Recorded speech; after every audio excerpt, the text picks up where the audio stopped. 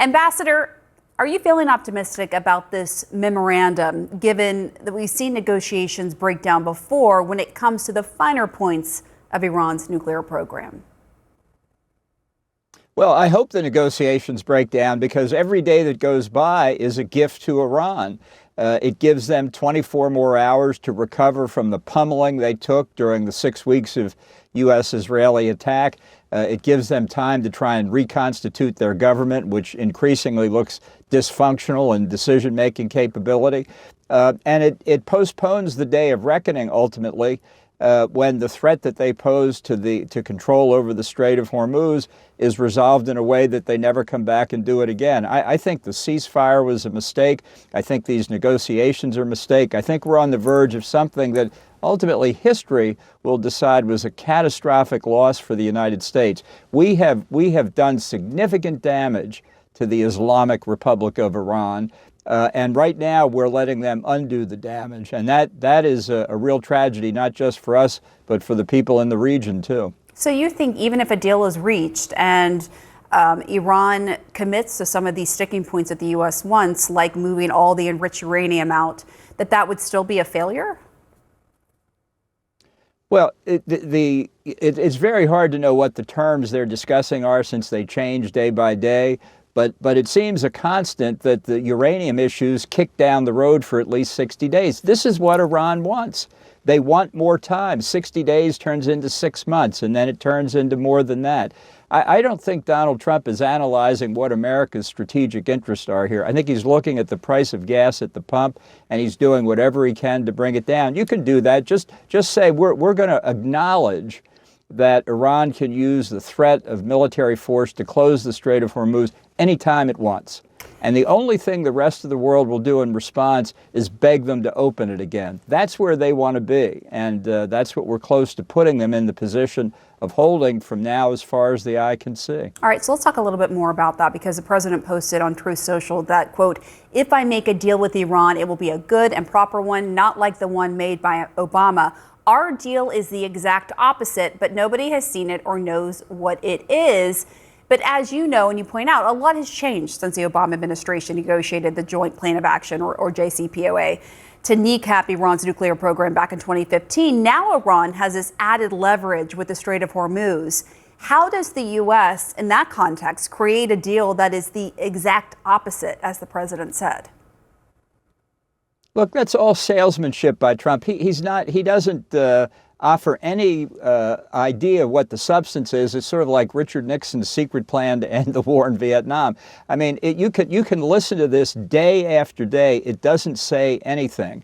The only way to establish deterrence again against Iran trying to close the Strait of Hormuz is to take it away from them militarily, to open up naval traffic on the Arabian side of the Gulf, allow Arab oil out into international markets while keeping the blockade against Iranian oil. That increases, at least continues, the squeeze on Iran financially. But by allowing oil to flow from the Arab states, it reduces the pressure on international markets. Iran has to learn the lesson. It cannot get its way in the Gulf by military force. It's reasonable to ask, why didn't the administration think of this at the beginning of the war? I don't know the answer to that question, but the answer now is not to have a diplomatic deal that can be reversed like by Iran, like turning a light switch on and off. And you just had the newly appointed leader of Iran's National Security Council saying in his first public message that there will be no retreat in Iran's fight against the U.S. and Israel. And just to expand a little bit on what you alluded to, I mean, do you think the president fully understands Iran's position here and what it would take for them to reach a deal that would be better than what was previously negotiated? I don't think the president understands the fanaticism of what's left of the regime and the people who are in power. He is somebody who has spent his whole life making deals with people. He thinks everybody wants to make a deal on just about anything. That's not what these people are into. And they can see that Trump is so palpably desperate to have a deal that he can declare to be a victory and that lowers prices of gasoline. And they're playing him on that. They're stretching him out. They're buying time. All of that works in their advantage. Here's what we know is in the deal so far. It would see the reopening of the Strait of Hormuz. It would, in exchange for that, end the United States blockade of Iranian ports.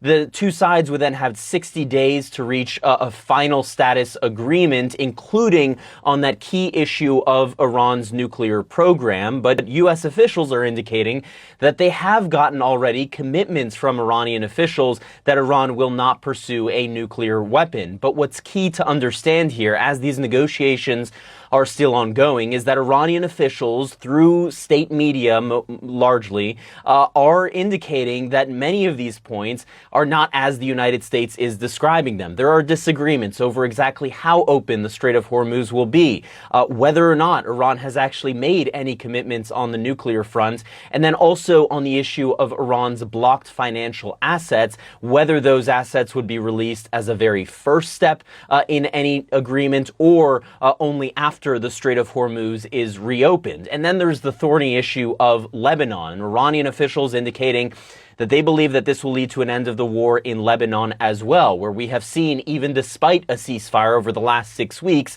daily Israeli strikes, daily Hezbollah attacks against Israeli troops, a back and forth that is continuing and in fact escalating even tonight. The Israeli Prime Minister, for his part, says that he has gotten assurances from President Trump that he will have the freedom to operate against threats in Lebanon as he sees fit. That is another potential issue that could unravel this deal before it comes to fruition. Kevin, you're at the White House. How are U.S. officials approaching this next step with Iran, and how long could this realistically take? You heard the Secretary of State said it could take a bit.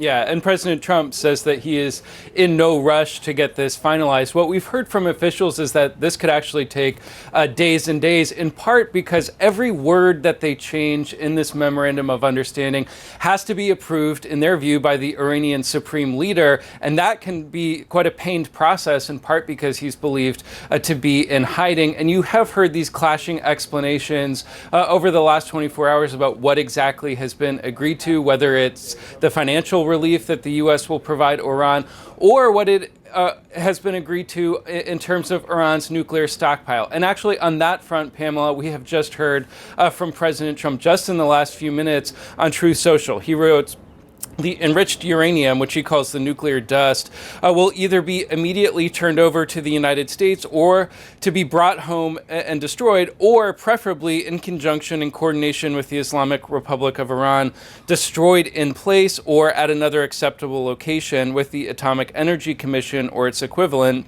being witness to this process and event. And so, that message sounds like a red line from the president, but, digging into it, it is actually demonstrating a degree of flexibility here. Previously the president has been insistent that the United States take possession of this stockpile. It's almost 1,000 pounds of highly enriched uranium.